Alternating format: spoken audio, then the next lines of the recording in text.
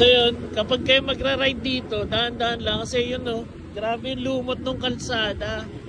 Pero kung ganyan naman makikita mo, syempre okay na mag-slow down. Kasi ito pa, may falls pa, ayun no. Kaya dahan-dahan lang yung takbo natin dito.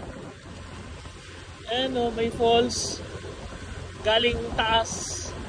So buti na lang wala kami kasunod sa likod. Kaya dito lang kami. Ay, ayun no. Falls from kaya yun. Okay na yung dahan-dahan. At least na-enjoy nyo yung view. Nasusulit nyo yung ride dito sa Cannon Road. Ayan o.